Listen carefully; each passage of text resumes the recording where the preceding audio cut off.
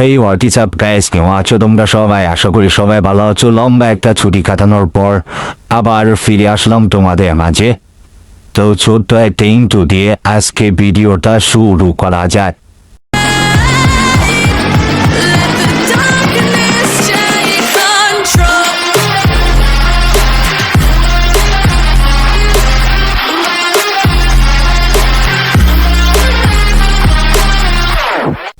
Gaming community সবচেয়ে ভালো এবং বেস্ট আমাদের যেটা মনে হয় 2F লোর গেমার। ভালোকে ভালো, খারাপকে খারাপ সে বলতে পারে। অন্যদের মতো গেইনার বাচ্চারা কুকুরের মতো থাকে না, সে ভালোকে ভালো, খারাপকে খারাপ বলতে পারে। তার জন্য তার বিবেস এখন নেই। সে একটি ভিডিও আপলোড করেছে, ভিডিও টাইটেল দিয়েছে যে আমার বিবেস কোথায়। তার বিবেস না থাকার কারণ তোমরা তার মুখ থেকে শোনো সে কি বলে।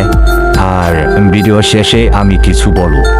আমি জানি যে সব ইউটিউবার খারাপ না, হাতে গোনা কয়েকজন আছে, তো তাদের নাম বলবো না। তো ভিডিওটা আপনারা দেখেন।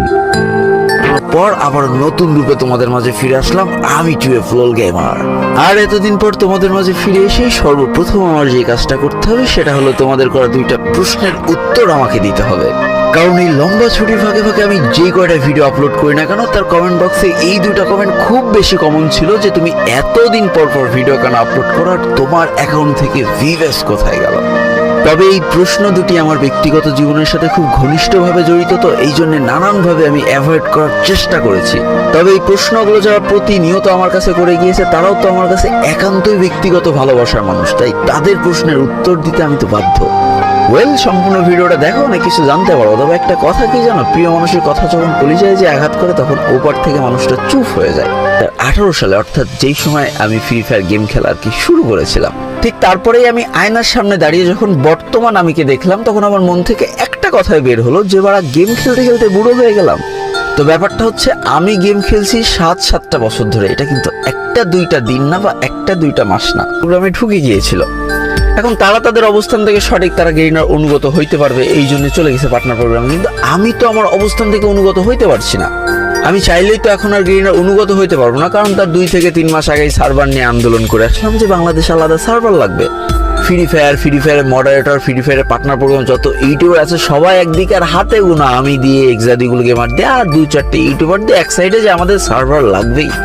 ওই আন্দোলনের সময় সাধারণ মানুষের পক্ষ নিয়ে গেইনার এগেনস্টে যে ভিডিওগুলো বানিয়েছি ওইগুলো প্রাইভেট করে আমার অনুগত হওয়া তো সম্ভব না।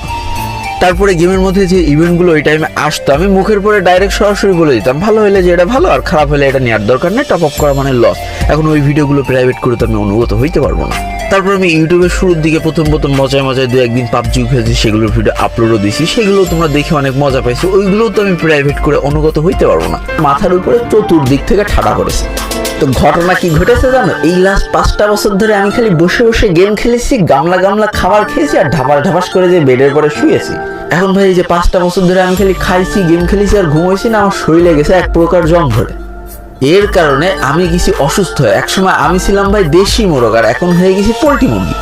যে আমি খুলনা ডিভিশনে 100 মিটার বলো, 400 মিটার বলো আর 800 মিটারের দৌড় বলো আমি ছিলাম চ্যাম্পিয়ন, সেই আমি এখন হাঁটতে গেলেও হাঁপ লাগে আমার।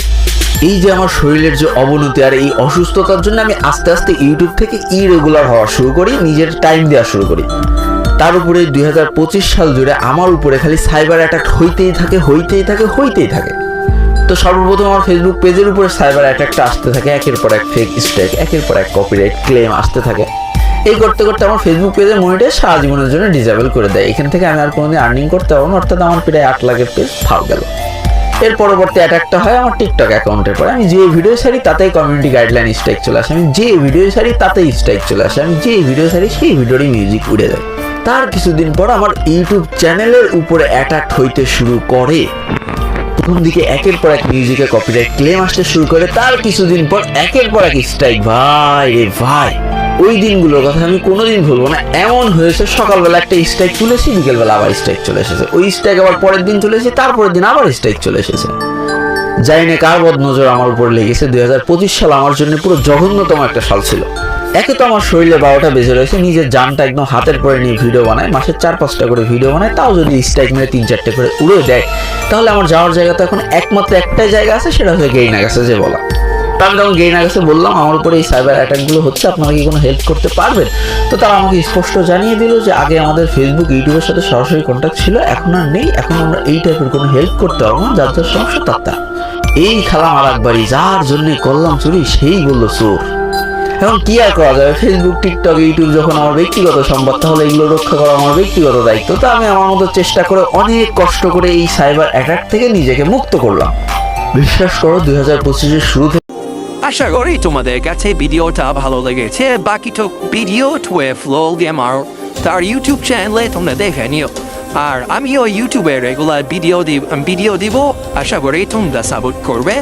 তো বেশি কথা না বলে লাইক কমেন্ট শেয়ার করে দিও। আল্লাহ হাফেজ গাইজ, দেখা হবে আরো কোনো মজাদার ভিডিও নিয়ে, ততক্ষণ সবাই ভালো।